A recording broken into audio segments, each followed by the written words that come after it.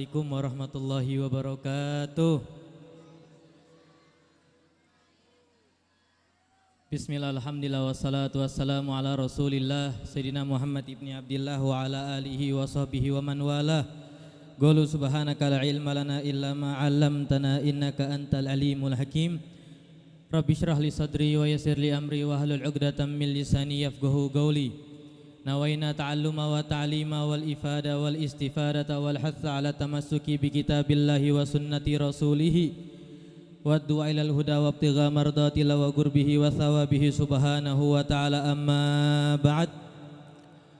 Yang sama-sama kita hormati orang tua kita bersama Al-Habib Abdullah bin Umar bin Ismail bin Yahya beserta para habaib, para ustadz, para kiai, para tokoh masyarakat, para tokoh jajaran pemerintah, aparat sipil dan yang lain-lainnya yang tidak bisa Al-Fagir sebutkan satu persatu, tetapi tidak mengurangi rasa hormat Al-Fagir kepada antum semua.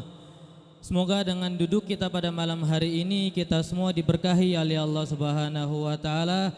Desa ini dijauhkan dari segala macam musibah, dijauhkan dari segala macam penyakit, khususnya virus corona dan virus-virus yang lainnya. Amin amin ya Allah rabbul alamin.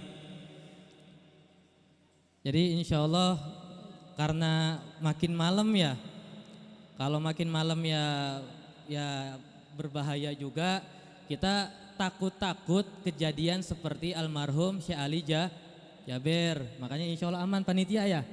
Jangan nanti tahu-tahu ada yang loncat di parang kita pakai golok di situ, kan ribet juga nih larinya. Di samping balong di situ kan.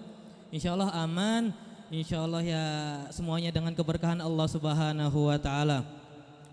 Langsung aja kepada intinya, kita nggak usah basa-basi ini itu.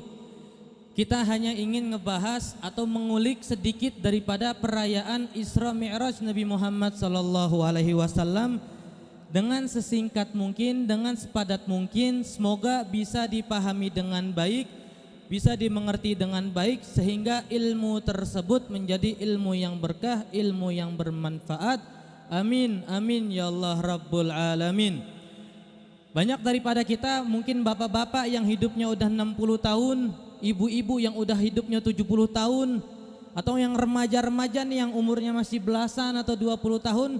Setiap tahunnya itu desanya, kampungnya selalu mengadakan Isra Mi'raj. Tapi banyak setelah perayaan Isra Mi'raj itu nggak ada dampaknya, nggak ada efeknya kecuali sampah yang berterbangan. Karena acara udah kelar, banyak yang buang aqua sembarangan. Banyak daripada kita tidak memahami intisari daripada Isra Mi'raj Nabi Muhammad sallallahu alaihi wasallam. Isra itu gampangnya Pak ya, Nabi dari Mekah ke Masjidil Aqsa. Mi'raj itu dari Masjidil Aqsa ke Sidratul Muntaha, ketemu dengan Allah Subhanahu wa taala sampai akhirnya di situ. Berarti ada dua poin penting di sini. Pertama nyamping, habis itu ke atas. Nabi ke samping dulu, yaitu dari Masjidil Haram ke Masjidil Aqsa, baru naik ke Bisa nggak Nabi kira-kira dari Masjidil Haram langsung ke atas? Otomatis pasti bisa, karena segala sesuatu itu kalau Allah udah takdirkan pasti bisa. Tetapi Nabi jalan dulu ke samping, baru ke Di sini ada hikmah, yaitu ke samping di sini maksudnya hablum minan nas, hubungan antara sesama manusia. Karena Nabi ketika di Masjidil Aqsa bertemu dengan para nabi dari zaman Nabi Adam sampai Nabi Isa, di situ ketemu dengan para Di situ hikmahnya apa? Agar kita memperbaiki hablum minan nas, hubungan antara satu tetangga dengan tetangga yang lainnya, antara satu desa dengan desa yang lainnya, antara satu DKM dengan DKM yang lainnya, itu harus rukun. Lalu setelah Nabi dari Isra, Nabi Mi'raj, artinya hablum minallah, urusan dengan Allah. Nah di sini nggak bisa dipisahin Bapak Ibu hadirin. Kita nggak bisa cuma ngambil hablum minallah lalu melupakan hablum minan nas, atau kita ngambil hablum minan nas lalu melupakan hablum minal. Dua-duanya harus seimbang di sini. Hablum minan nasnya harus benar, hablum minallahnya harus Percuma misalkan ada orang contoh memegang teguh dengan yang namanya hablum minan nas, sama tetangga akur, sama kepala desanya akur, sama masjid sini akur, baik semua. Tapi dia nggak sholat, dia nggak zakat, dia nggak haji apabila mampu, dan dia nggak puas, maka percuma hablum minannasnya percuma di sini. Atau sebaliknya, yang dipegang sama dia cuma hablum minallah aja. Yang penting kita sholat duha tahajud, yang penting kita sholat sunnah qabliyah ba'diyah, yang penting kita sholat ini sholat itu, yang penting kita bayar zakat, yang penting kita bayar puasa, bodoh amat sama banyak yang seperti itu. Yang penting dia jadi orang ahli ibadah sendiri, tetangganya di samping kesusahan nggak ditolong, itu juga percuma. Oleh karenanya kita harus berpegang teguh dengan hablum minallah, dengan hablum dengan tetangga akur, dengan Allah Subhanahu wa taala muamalah kita juga baik. Pak, gampangnya begini aja deh kalau pengen hablum minannas. Manusia itu menjadi pengantin baik yang laki-laki atau yang perempuan tuh 2 kali. Pengantin ketika dia menikah sama pengantin ketika dia Kalau hablum minannas orang ini baik, sama tetangga semua ikut. Ada hadir di sini hadir, di situ ada acara ikut juga, ikut semua. Maka nanti ketika orang ini nikah, mereka pada ikut dan sebaliknya ketika orang ini diundang sana nggak mau ikut, diundang sini nggak mau ikut, nggak pernah hadir dengan tetangga-tetangga yang lainnya, maka ketika orang ini nikahan, yang pertama pengantin pertama orang juga nggak mau tuh pengantin pertama. Pengantin kedua juga seperti itu. Ketika orang ini hablum minannasnya benar, hubungan dengan tetangga, dengan masyarakatnya baik, maka ketika orang ini meninggal banyak yang sholatin, banyak yang sedih dengan kepergian orang ini. Tetapi sebaliknya kalau orang ini enggak ada akur-akur sama sekali dengan tetangganya beli motor baru dibilang habis pesugihan, tetangganya begini dibilang begitu, paling habis nyolong, selalu hasut, selalu hatinya akhirnya ketika orang ini meninggal, maka orang pun juga ya bodoh amat. Oleh karenanya kita bisa menentukan nih, yang masih muda-muda, pengen gak nanti acara nikahan kita ramai apa enggak, bisa ditentukan dari sekarang.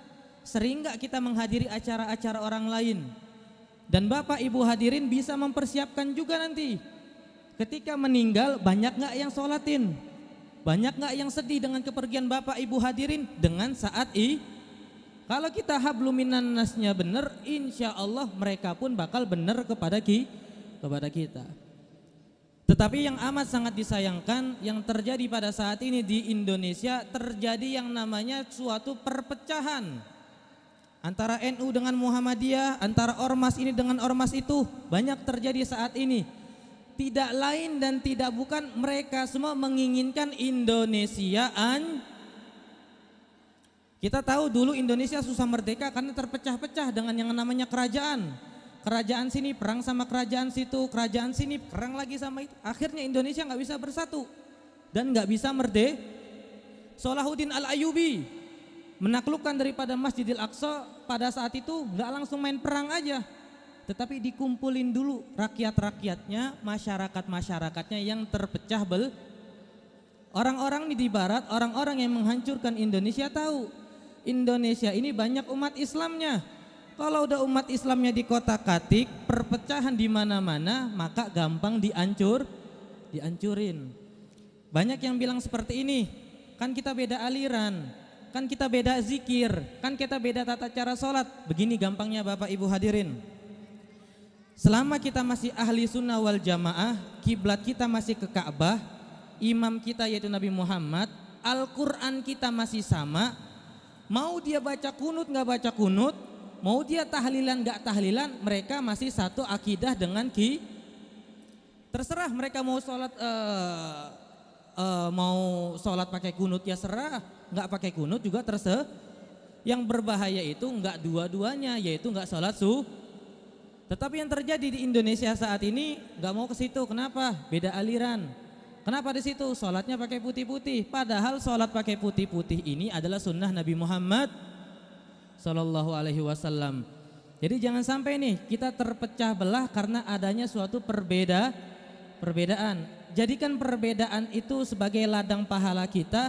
Jadikan perbedaan itu sebagai ladang untuk mengikatkan tali persaudaraan kita.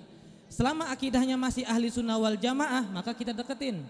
Selama akidahnya masih ahli sunnah wal jamaah, maka kita Bib, tapi dia celananya cingkrang Bib, jenggotnya panjang. Selama dia akidah ahli sunnah wal jamaah, kita Bib, dia misalkan gak demen maulidan Bib. Selama dia masih akidah sunnah wal jamaah, kita karena ini adalah masalah furu'iyah, masalah cabang, bukan masalah atas. Berbeda kalau misalkan dia sholatnya seperti ada beberapa akidah sholatnya pakai batu.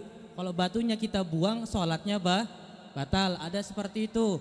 Ada lagi beberapa akidah yang mana mereka mencaci daripada keluarga Nabi Muhammad SAW, maka itu berbeda dengan kita. Ahli sunnah wal jamaah itu cinta sama sahabat, cinta sama keluarga. Selama masih berpegangan sama itu, maka itu saudara kita, maka kita rangkul, maka kita berpegangan mau dia kunut, mau dia ini, mau dia, itu terserah masing-masing. Yang penting itu saudara kita berpegang karena kalau kita udah terpecah belah, apalagi di desa seperti ini ada perpecahan. Dan yang sering terjadi bukan perbedaan akidah sih, seperti yang terjadi di daerah kita juga, karena sebab rebutan masjid. Karena nggak diangkat sebagai DKM atau karena udah DKM terus habis itu masa jabatannya habis, dianya nggak mau datang ke masjid itu. Atau karena sebab ada permasalahan di desa itu, akhirnya putus silaturahmi, bikin aliran sendiri, terjadilah perpecahan di dalam satu Kalau udah terjadi seperti ini, tinggal nanti nih ada orang-orang yang ingin menghancurkan desa itu gampang. Karena kekuatan di desa itu udah nggak bisa bersatu, banyak terjadi perpecahan, banyak terjadi suatu perselisihan. Oleh karenanya Al-Fagir masih menginginkan anak-anak kita, cucu-cucu kita bisa ngadain maulidan, bisa sholat berjamaah, bisa menikmati agama Islam dengan baik. Maka kita sebagai orang tua selalu berpegang teguh dengan silaturahmi, apapun organisasinya, yang penting akidahnya ahli sunnah wal jamaah.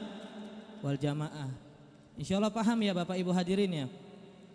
Jadi intisari daripada Isra Mi'raj itu yaitu adalah Isra, hubungan hablum minan nas kita perbaikin dengan sesama manusia, hablum minallah kita beribadah dengan cara terbaik kepada Allah Subhanahu wa taala. Yang terakhir sebelum Al-Fagir tutup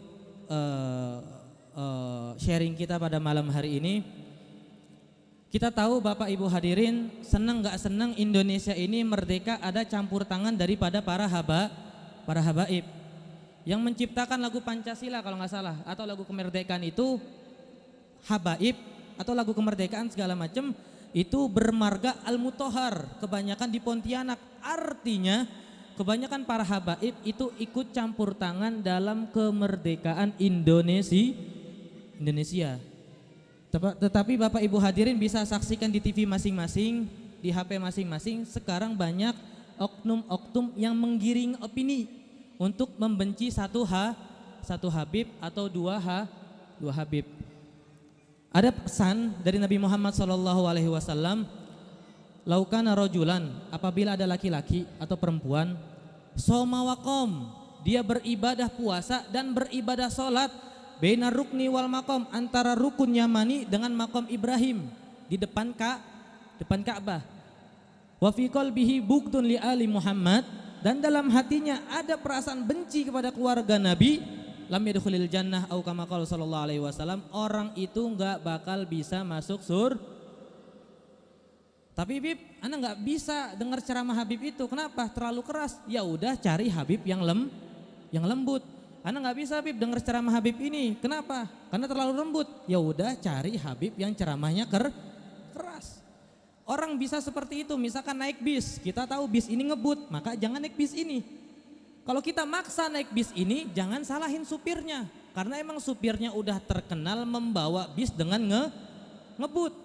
Nah kita senang dengan mobil yang ngebut, terus naik mobil VVIP, akhirnya baunya santai bener. Jangan salahin mobilnya. Jangan salahin supir, salahin pribadi. Udah tahu mobil VVIP bawanya santai, kenapa masuk ke situ?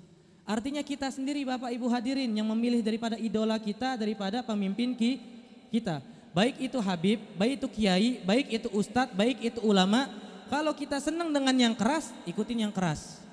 Kalau kita senang dengan yang lembut, ambil yang tanpa menjelekan yang satu dengan satu yang lainnya.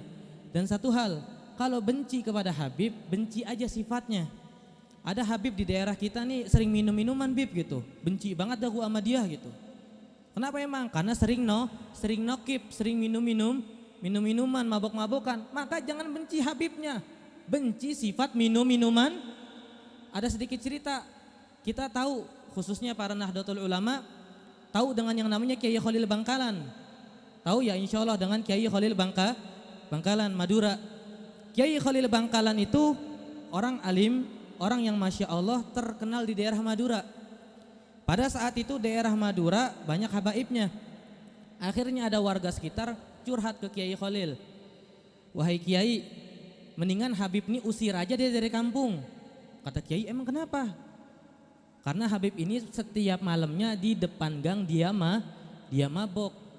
Akhirnya kata Kiai Khalil Bangkalan, coba yang mana sih Habibnya itu? Nanti Kiai mulai dari jam segini sampai jam segini kita bisa dapetin Habib di depan gang dalam keadaan mabok.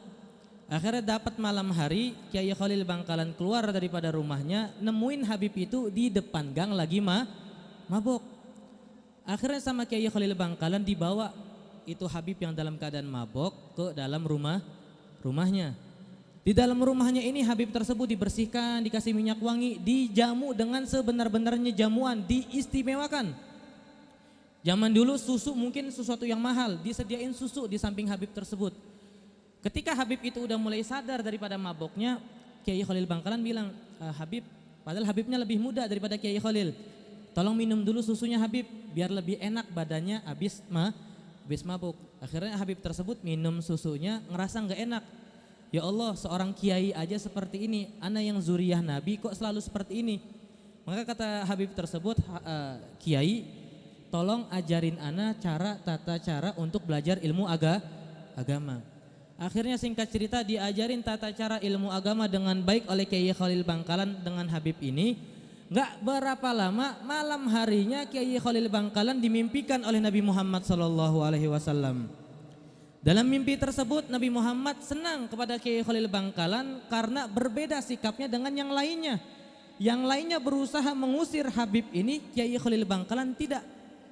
Kiai Khalil Bangkalan malah dirangkul, malah dijamu dengan jamuan istimewa. Akhirnya Nabi Muhammad senang dengan Kiai Khalil Bangkalan karena sebab Habib mabok. Jadi bukan perkara Habibnya yang mabok, tetapi perkara sifatnya di sini. Sifatnya buruk boleh kita benci, tetapi zatnya jangan kita benci. Kita benci dengan satu sosok Habib, benci aja sifatnya, tapi jangan darah dagingnya, jangan personalnya Habib itu. Karena kalau kita benci dengan personal Habib tersebut, maka otomatis Habibnya sedekah nanti dibilang pencitraan, Habibnya nggak sedekah dibilang bakhil, pelit, karena udah benci personalnya. Tapi kalau kita benci kepada sifat orang tersebut, Habibnya, kiainya, ustadznya, ulamanya benci cuman karena sifatnya, maka ketika orang ini berhenti daripada sifat tersebut, kita udah selesai bencinya. Oleh karenanya, yuk kita satukan iman kita satukan persaudaraan kita, apapun organisasinya, apapun alirannya, selama masih ahli sunnah wal jamaah, kita satu tangan, kita bersatu agar kita tidak dihancurkan oleh orang-orang yang ingin menghancurkan Islam 5 tahun saat ini atau 10 tahun yang akan datang. Itu yang pertama. Yang kedua, benci sifatnya, jangan benci Habibnya, jangan benci kiainya, jangan benci ulamanya. Gak suka dengan Habib yang keras, cari Habib yang lembut. Gak suka dengan Habib yang lembut, cari Habib yang keras. Itu masing-masing punya haknya tersendiri, masing-masing bisa memilih. Kalau kita udah benci kepada personal Habib tersebut, maka udah saatnya orang tersebut mendapatkan hidayah dari Allah Subhanahu wa taala. Insyaallah paham ya Bapak ya? Insyaallah paham ya Ibu dengan Al-Fagir yang tadi Al-Fagir sampaikan. Sebelum Al-Fagir tutup, yuk kita sholawatan ya, bisa diiringin. Nanti kita sholawatan, tolong disambung situ. Salatullah salamullah ala toha rasulillah. Salatullah salamullah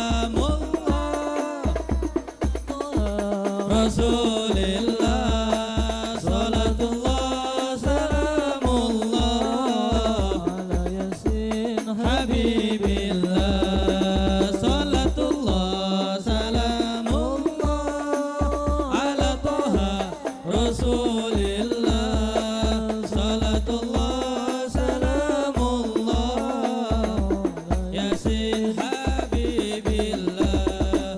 Ilahi salimil ummah minal afati wan nikmah. Ilahi salimil ummah minal afati wan nikmah. Wa min hamin wa min gummah bi ahlil badri ya Allah. Salatullah salamullah ala Toha Rasulillah, salatullah salamullah ala Yasin Habibillah, salatullah salamullah ala Toha Rasulillah, salatullah salamullah Habibillah. Bapak Ibu hadirin, mungkin antum ada yang nanya kenapa kita baca salawat itu, karena Indonesia sadar tidak sadar pada saat ini sedang digandrungi, sedang ditubi-tubikan, sedang lagi kena hujan yang namanya fitnah. Baik fitnah dari dalam atau fitnah dari luar. Maka dengan kita bertawasul, dengan kita meminta wasilah para ahlu badar, kita meminta kepada Allah Subhanahu wa taala agar Indonesia dijauhkan dari segala macam fitnah. Dan hati-hati Bapak Ibu hadirin, ketika ada orang yang lantang dalam amr ma'ruf nahi munkar, orang tersebut lalu dibungkam, maka hati-hati tinggal nunggu datang yang namanya musibah. Nabi Muhammad SAW bersabda, la ta'murunna bil ma'ruf aw la tanhauna 'anil munkar. Hendaknya kalian wahai umatku amr ma'ruf nahi munkar, aw la yusyikunna, atau hati-hati kata Nabi. Ini Nabi yang ngomong, bukan ana, bukan kiai, bukan ustadz, bukan habib. Ini langsung Nabi Muhammad SAW. Aw la yusyikunna, hati-hati akan ada azab Allah Subhanahu wa taala karena sebab amar ma'ruf dibungkam, maka akan datang suatu musibah. Ketika musibah tersebut datang, kalian berdoa percuma. Karena amar ma'ruf nahi munkar telah dibungkam. Saat itu datanglah musibah, kita berdoa istighosah, doa ini doa itu, kalau kata Nabi percuma, karena tidak lain dan tidak bukan kita membungkam yang namanya amar ma'ruf nahi munkar. Kita setuju dengan beliau ya kita doain, gak setuju ya kita doain tanpa komen panas ini panas itu, tanpa menjatuhkan satu dengan satu yang lainnya. Hati-hati juga Bapak Ibu hadirin, ketika Indonesia atau sesuatu udah banyak yang diambil orang baiknya, analoginya seperti ini. Rumah bagus, sebelum dihancurin biasanya barang-barang bagusnya dikeluarin dulu, bener nggak tuh? Ya, sebelum rumah dihancurin biasanya barang-barang bagusnya diambilin dulu. Ketika rumah itu udah bersih daripada barang-barang bagus, yang tersisa tinggal barang-barang sampah, tinggal barang-barang nggak berguna, bisa hancurin. Dan yang Al-Fagir takutkan Indonesia seperti itu. Orang-orang baik daripada Indonesia diambil, orang-orang baiknya udah mulai diambil, semuanya diambil. Akhirnya yang tersisa tinggal sampah-sampah, tinggal orang-orang yang selalu munafik kepada Allah Subhanahu wa taala, kepada orang-orang yang selalu zalim kepada Allah Subhanahu wa taala, dan tidak adanya amar ma'ruf nahi munkar. Hati-hati, tinggal tunggu datangnya musibah. Tidak saat ini, bisa jadi bulan depan atau kapanpun itu. Bukan kita menakut-nakuti, tetapi itulah sabda daripada Nabi Muhammad sallallahu alaihi wasallam. Kita meminta kepada Allah Subhanahu wa taala agar kita yang hadir pada malam hari ini diampuni dosanya oleh Allah Subhanahu wa taala. Kita meminta kepada Allah Subhanahu wa taala agar kita yang hadir pada malam hari ini atau keluarga kita semua dipanjangkan umurnya oleh Allah Subhanahu wa taala, disehatkan badannya oleh Allah Subhanahu wa taala, dijauhkan dari segala macam musibah, dijauhkan dari segala macam bencana, dijauhkan dari segala macam penyakit. Kita meminta kepada Allah Subhanahu wa taala agar kita yang hadir pada malam hari ini kredit-kreditnya dilunasi oleh Allah Subhanahu wa taala, hutang piutangnya juga dilunasi oleh Allah Subhanahu wa taala. Kita meminta kepada Allah Subhanahu wa taala agar kita yang hadir pada malam hari ini atau keluarga kita di rumah diberangkatkan ibadah haji atau umroh secepat mungkin. Kita meminta kepada Allah Subhanahu wa taala agar pemimpin-pemimpin kita diberi hidayah oleh Allah Subhanahu wa taala. Kita meminta kepada Allah Subhanahu wa taala agar orang-orang yang Allah beri amanah kepada mereka, Allah beri keistiqomahan, Allah beri hidayah kepada mereka juga. Kita meminta kepada Allah Subhanahu wa taala agar mereka yang ingin menghancurkan Indonesia, ingin menghancurkan Islam, Allah hancurkan sehancur mungkin. Kita meminta kepada Allah Subhanahu wa taala puncaknya kita meninggal dalam keadaan husnul khatimah, bisa bertetangga dengan Rasulullah sallallahu alaihi wasallam. Allahumma ya kafiyal bala ikfinal bala qabla nuzulihi minas sama. Allahumma ya kafiyal bala ikfinal bala qabla nuzulihi minas sama. Allahumma ya kafiyal bala ikfinal bala qabla nuzulihi minas sama. Allahumma barik lana fi Sya'ban wa ballighna Ramadan. Allahumma barik lana fi Sya'ban wa ballighna Ramadan.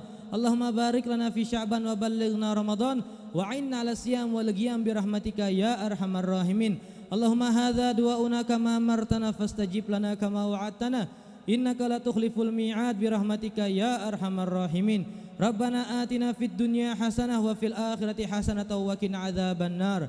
Subhana rabbika rabbil izzati amma yasifun wa salamun al mursalin walhamdulillahi rabbil alamin. Alamana sanafuna salihun wa alamana wa Aba Umar bin Ismail bin Ahmad bin Syekh bin Taha bin Yahya al-Fatihah. Syaitanir rajim. Bismillahirrahmanirrahim. Alhamdulillahi rabbil alamin arrahmanir rahim maliki yaumiddin. Iyyaka na'budu wa iyyaka nasta'in ihdinas siratal mustaqim siratal ladzina an'amta 'alaihim ghairil maghdubi 'alaihim waladdallin. Amin. Prinsip kita sebagai orang ketika ngedengerin ceramah itu adalah ambil baiknya, buang buruknya. Unzur magal wala tanzur mangol. Lihat apa yang diucapkan, jangan melihat siapa yang mengucapkan. Karena kalau kita udah ngelihat fisik, ada timbul sombong. Akhirnya bocah kemarin tahu apa sih? Enggak bakal bisa diambil hikmahnya. Ambil hikmah walaupun daripada apapun itu, mau dari orang Islam apapun dari orang non muslim. Ada baiknya kita ambil, enggak ada baiknya kita buang. Kurang lebih mohon maaf. Wassalamualaikum warahmatullahi wabarakatuh.